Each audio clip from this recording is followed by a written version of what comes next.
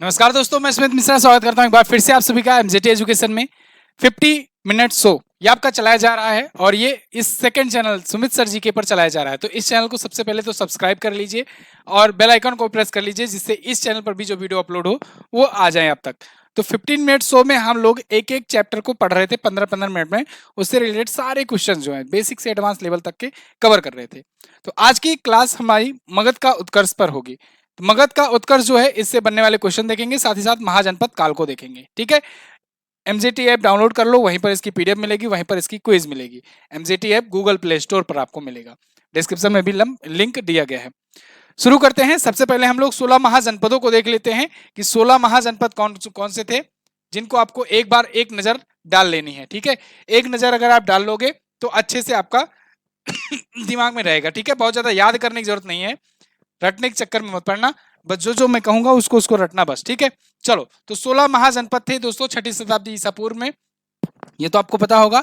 छठी शताब्दी ईसा पूर्व में 16 महाजनपद थे। ठीक है, तो 16 महाजनपद में देखिए, अंग की राजधानी चंपा थी, मगध की राजधानी गिरिव्रज थी, इसके अलावा काशी जो थी इसकी राजधानी वाराणसी थी, वत्स की राजधानी कौशाम्बी थी, वज्ज की राजधानी वैशाली विदेह, कौशल की राजधानी श्रावस्ती, अवंती की राजधानी उज्जैन थी, मल्ल की राजधानी कुशावती, पांचाल की अहिछत्र या काम्पिल्य, चेदी की शक्तिमती, कुरु की इंद्रप्रस्थ, मत्स्य की विराटनगर, कंबोज हाटक, सूरसेन मथुरा और अस्मक पोटली गांधार तक्षशिला। अब इनमें से पूछा कौन कौन सा जाता है, इसको ध्यान रखिए। पूछा कौन कौन से जाता है, इंपॉर्टेंट कौन कौन सा है। तो गांधार की राजधानी आप याद रखेंगे, तक्षशिला ये पूछी जाती है। अस्मक की राजधानी पोटली, सूरसेन मथुरा, मथुरा जो है किसकी राजधानी है, सूरसेन की, ये पूछा गया है एग्जाम में। कुरु, कुरु की राजधानी इंद्रप्रस्थ, इंद्रप्रस्थ वर्तमान में दिल्ली मेरठ वाला जो क्षेत्र है वो इंद्रप्रस्थ है। ठीक है, वर्तमान स्थिति भी यहाँ पर दी गई है। बहुत ही तेजी से हम लोग क्विकली 15 मिनट में बहुत सारे क्वेश्चन देखेंगे, है ना, पूरा कंप्लीट हो जाएगा आपका। अवंती की राजधानी उज्जैन थी। ठीक है, उज्जैन को पहले अवंती अवंतिका के नाम से जाना जाता था। कौशल की राजधानी श्रावस्ती, वत्स की राजधानी कौशाम्बी। तो जहां जहां मैंने स्टार लगाया हुआ है उसको आप स्पेशली तौर से देख लीजिएगा। मगध की राजधानी गिरिव्रज थी, आगे चल करके यही सभी महाजनपदों का समझ लो कि राजा बना। अंग की राजधानी चंपा थी। क्लियर इतना। अब हम लोग आएंगे क्वेश्चंस पर और सॉल्व करेंगे क्वेश्चन। ठीक है, तो बिल्कुल परेशान मत हो, जो आपको दिया गया है नोट्स ये पीडीएफ दी जाएगी, तो आप अच्छे से रीडिंग लगा लेना और जहां जहां मैंने स्टार लगाया हुआ है उसी उसी को पढ़ लेना। चलो शुरू करते हैं। अब यहाँ पर महाजनपदों को दिया गया है और महाजनपदों को कहा गया है मैच कराइए। तो चलिए मैच कराते हैं। गांधार जो है, गांधार के बारे में पूछा गया है, तो गांधार किसकी राजधानी है, ये गांधार जो है, गांधार की राजधानी तक्षशिला हुआ करती थी। ये क्षेत्र पंजाब साइड में बसा करता था जहां से आचार्य चाणक्य आए थे। सूरसेन, मैंने आपको बताया सूरसेन की राजधानी मथुरा हुआ करती थी। तो दो मैच हो गया। अब दो मैच हो गया तो इसमें देख लो एक बार, ए का 4, ए का 4 किसमें है, 3 में है, बहुत सही। और उसके बाद बी का 1, बी का 1 किसमें है, 2 में है। चलो, तो ये वाला या ये वाला पड़ता है। आगे वत्स की राजधानी, वत्स की राजधानी देखिए, वत्स की राजधानी कौशाम्बी थी और कौशल की राजधानी श्रावस्ती थी। कौशल की राजधानी श्रावस्ती, वत्स की राजधानी कौशाम्बी। तो अब कौन मैच कर रहा है, 3 का 2, 3 का 2, सी का 2, सी का 3, ये देखिए ये वाला आ जा रहा है। ए ऑप्शन आप लगा देंगे, ठीक है ना, यही इसका करेक्ट आंसर होगा। हर्यक वंश के किस शासक को कुणिक कहा जाता था। देखो हर्यक वंश जो है ये सबसे पहले, सबसे प्राचीनतम वंश वाइज अगर बात करें तो हर्यक वंश की जानकारी मिलती है। 16 महाजनपदों के टाइम पर हर्यक वंश था। आगे चल करके मगध का उत्कर्ष इसी के टाइम पर शुरू हुआ, क्योंकि यही मगध धीरे धीरे मजबूत करता चला गया। तो मगध पर हर्यक वंश सबसे पहले था। हर्यक वंश के संस्थापक जो है ये बिंबिसार थे। बिंबिसार जो था ये संस्थापक था, संस्थापक था। 544 बीसी में इसने स्थापना की थी हर्यक वंश की। उसके बाद अजात शत्रु आया, ये अपने बाप को मार करके ये गद्दी पर बैठा। अजात शत्रु, इसी को कुणिक कहा गया। क्या कहा गया, कुणिक कहा गया। ये पुत्र था, पुत्र था किसका, अजात शत्रु का, सॉरी बिंबिसार का। और बिंबिसार का, बिंबिसार की हत्या करके ये बैठा गद्दी पर। और फिर इसका इसका बेटा हुआ उदयन, इसका पुत्र हुआ क्या, उदयन। यहां पर कुड़िक पूछा गया है, कुड़िक को आप अजात शत्रु लगा देंगे। तो यहां पर आपको क्या समझ में आया कि बिंबिसार, बिंबिसार अजात शत्रु का बेटा उदयन, ठीक है ना। ये ध्यान रखना, ये हर्यक वंश के काल है, हर्यक वंश की बात हो रही है। क्लियर है, हर्यक वंश की बात हो रही है। चलिए आगे बढ़ते हैं। किस शासक ने गंगा एवं सोन नदियों के संगम पर पाटलिपुत्र नामक नगर बसाया। बहुत ही खूबसूरत नगर पाटलिपुत्र, यह बसाया था किसने, उदयन ने बसाया था। किसने, उदयन ने बसाया था, जो कि हर्यक वंश में थे, हर्यक वंश में ही थे, ठीक है। और फिर उदयन के बाद आए शिशुनाग आए, फिर शिशुनाग ने क्या किया, इसको राजधानी को बदल दिया और वैशाली कर दिया। हालांकि शिशुनाग के बेटे कालाशोक फिर से आए और फिर से पाटलिपुत्र राजधानी कर दिए थे। शिशुनाग वंश का वह कौन सा शासक था जिसके समय में वैशाली में द्वितीय बौद्ध संगीति का आयोजन किया गया? उसे काकवर्ण के नाम से भी जाना जाता था। तो देखो, काकवर्ण के नाम से कालाशोक को जाना जाता था। कालाशोक शिशुनाग का पुत्र था, शिशुनाग का पुत्र था, का पुत्र था। तो किस वंश का हुआ? शिशुनाग वंश का हुआ। कालाशोक के टाइम पर ही सेकंड द्वितीय बौद्ध संगीति हुई थी, द्वितीय बौद्ध संगीति हुई थी, ये बात याद रखना, पूछा जाएगा। द्वितीय बौद्ध संगीति हुई थी, कौन सा टाइम पीरियड था? 383 बीसी। पहली वाली बौद्ध संगीति अजात शत्रु के टाइम पर 483 बीसी, दूसरी वाली 383 बीसी कालाशोक के टाइम पर, तीसरी वाली सम्राट अशोक के टाइम पर हुई थी, अशोक के टाइम पर हुई थी 250 ईस्वी में, बीसी में, ठीक है। और उसके बाद फिर कुषाण वंश के कनिष्क के टाइम पर हुई थी 98 ईस्वी में, ठीक है, चौथी वाली बौद्ध संगीति। तो कालाशोक ये हो गए, शिशुनाग का पुत्र था, शिशुनाग वंश का था, द्वितीय बौद्ध संगीति हुई थी। कि ये कहां हुई थी? तो आप बताएंगे वैशाली में हुई थी, वैशाली में हुई थी। अगला, 323 ईसा पूर्व में सिकंदर महान की मृत्यु कहां पर हुई? तो सिकंदर जो है जब भारत से लौट रहा था, लौटते हुए ये गया बेबीलोन, और बेबीलोन में इसके दोस्तों ने जहर खिला करके इसकी हत्या कर दी। तो बेबीलोन में इसकी इसकी मृत्यु हुई 383 बीसी में। अटैक कब किया था? 326 बीसी में ये अटैक किया था। अभी आगे डिटेल में बात करेंगे इस पर। भारत पर अटैक 326 बीसी में किया था। सिकंदर महान एवं पोरस की सेनाओं ने निम्न में से किस नदी के आमने सामने तटों पर प्रभाव डाला था? तो देखिए, पोरस और सिकंदर के बीच में लड़ाई हुई थी, 326 बीसी में ये लड़ाई हुई थी। और इसे क्या कहते हैं? हाइडे स्पीज का युद्ध कहते हैं। क्या कहते हैं? हाइडे स्पीज, या इसे कहते हैं झेलम या बितस्ता का युद्ध। झेलम नदी है, उसी को बितस्ता कहा जाता था, उसी नदी के किनारे यह युद्ध हुआ था। तो उसे हाइडेस्पीस का युद्ध या झेलम या बितस्ता का युद्ध कहते हैं। 326 बीसी में हुआ था, सिकंदर और राजा पोरस के बीच में। उज्जैन का प्राचीनतम नाम क्या था? तो मैंने अभी आपको बताया, उज्जैन का प्राचीन नाम अवंती या अवंतिका था, अवंती या अवंतिका था। अगला, नंद वंश का संस्थापक कौन माना जाता है? तो नंद वंश की स्थापना दोस्तों महापद्मनंद ने की थी। किसने की थी? महापद्मनंद ने, महापद्मनंद ने ये संस्थापक था, ठीक है, महापद्मनंद। इसने किसकी हत्या की थी? ऐसा कहा जाता है कि कालाशोक बगीचे में घूम रहे थे, उनको जाकर के चाकू मार दिया, और उसके बाद फिर ये शिशुनाग वंश के बाद ये आ गया, ठीक है, नंद वंश। अगला, और अगर अंतिम शासक पूछा जाए तो अंतिम शासक घनानंद था, जिसके बाद जिसको मार करके फिर मौर्य वंश आया। प्राचीन भारत में पहला विदेशी आक्रमण किसके द्वारा किया गया? तो प्राचीन भारत में सबसे पहला विदेशी आक्रमण दोस्तों ईरानियों के द्वारा माना जाता है। किसके द्वारा? ईरानियों के द्वारा माना जाता है कि ईरानी भारत में पहले आक्रमण किए थे। हाइडेस्पीज या वितस्ता का युद्ध, जिसे हम लोग आधुनिक नाम झेलम का युद्ध के नाम से जानते हैं, क्योंकि पहले झेलम नदी का नाम वितस्ता था। 326 बीसी में किन किन शासकों के बीच हुआ? तो सिकंदर और राजा पोरस के बीच हुआ था, ठीक है। सेल्यूकस निकेटर और चंद्रगुप्त मौर्य के बीच में, ये तो बाद में हुआ, ठीक है, ये लेकिन यहाँ पर नहीं हुआ था। एक चीज और, एसएससी जेई का बैच आ चुका है, जिनको जिनको इसमें ज्वाइन करना है, जीएस स्पेशल बैच है, इसको ज्वाइन कर लें। और हमारे जो अन्य बैचेस भी आए हुए हैं, यूपी पेट का भी आ गया है, आने वाला है, उसको भी आप ज्वाइन कीजिए। अगर आप वीडियो बाद में देख रहे हैं तो वो आ भी चुका होगा, तो उसको ज्वाइन कीजिए। जबरदस्त तरीके से तैयारी कराई जा रही है, कम समय में बेहतरीन कंटेंट के साथ। अगला, सिकंदर ने भारत पर आक्रमण कब किया? तो सिकंदर जो है ये भारत पर आक्रमण कब किया था? तो मैंने जैसे कि आपको बताया 326 बीसी में।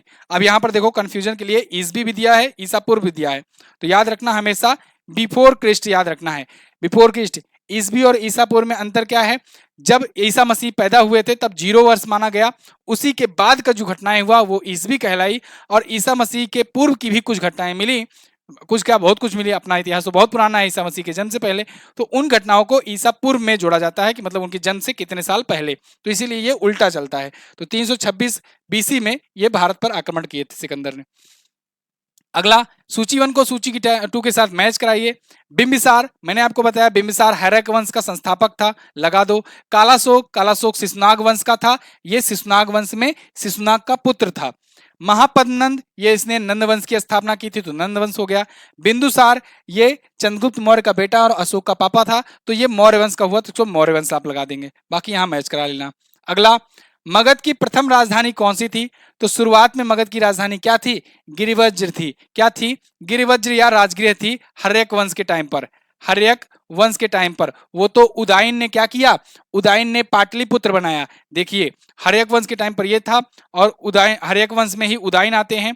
उदयन ने क्या किया, पाटलिपुत्र किया है, पाटलिपुत्र नाम का नगर बसाया और उसको राजधानी किया। फिर आए शिशुनाग, शिशुनाग ने क्या किया, शिशुनाग ने क्या किया, वैशाली कर दिया राजधानी, वैशाली कर दिया राजधानी। फिर वैशाली के बाद फिर क्या हुआ, इन्हीं के बेटे आए कालाशोक। कालाशोक ने कहा नहीं नहीं पापा, हम यही पाटलिपुत्र करेंगे।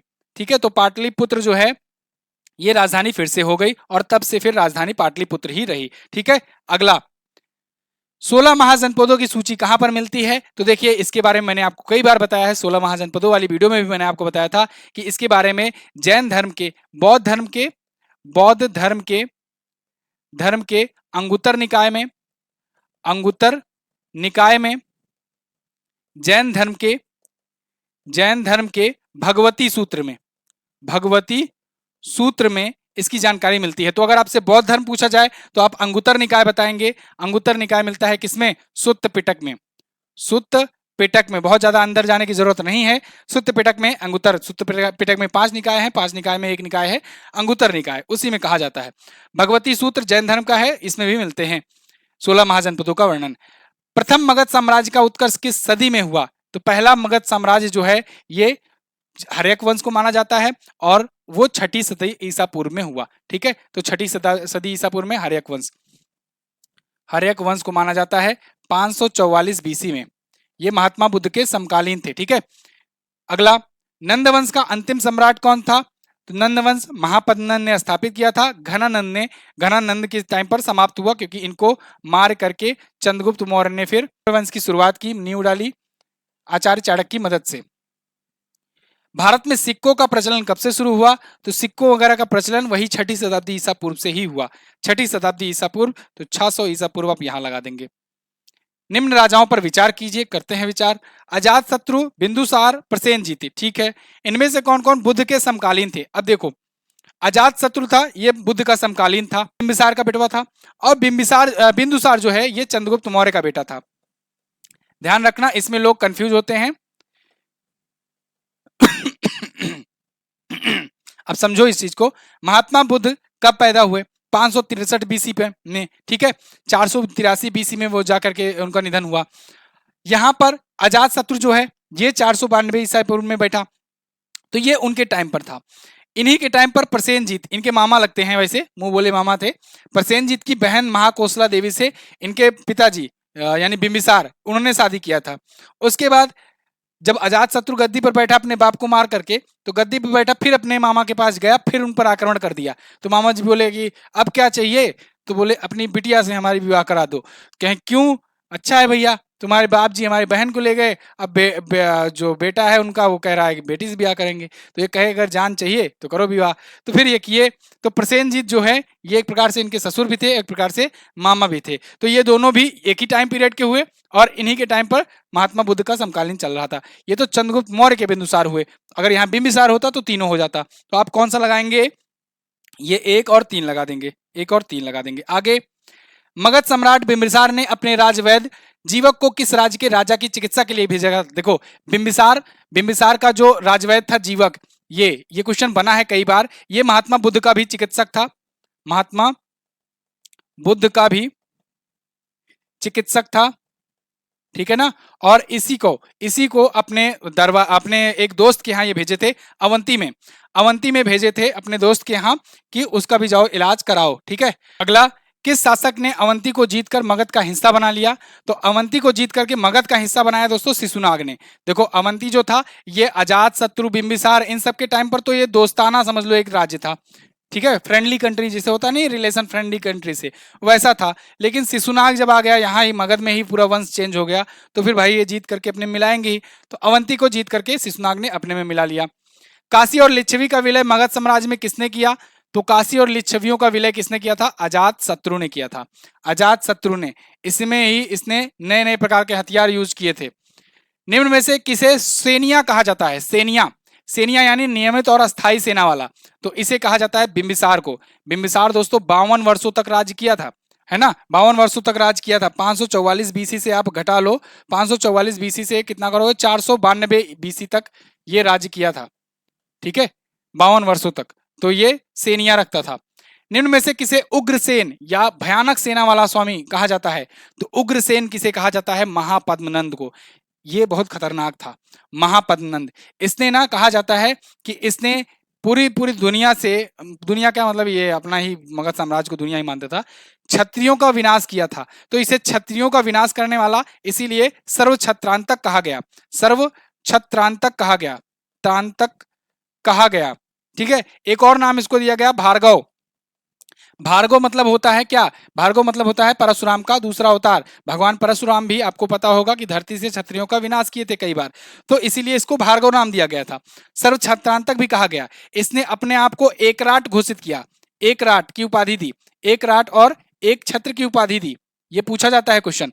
एकराट मतलब सम्राट सुने होंगे, जो साम्राज्य का राजा होता है सम्राट हो गया। ये एकराट मतलब मैं ही हूं, अहम ब्रह्मास्मि, और कोई राजा नहीं है।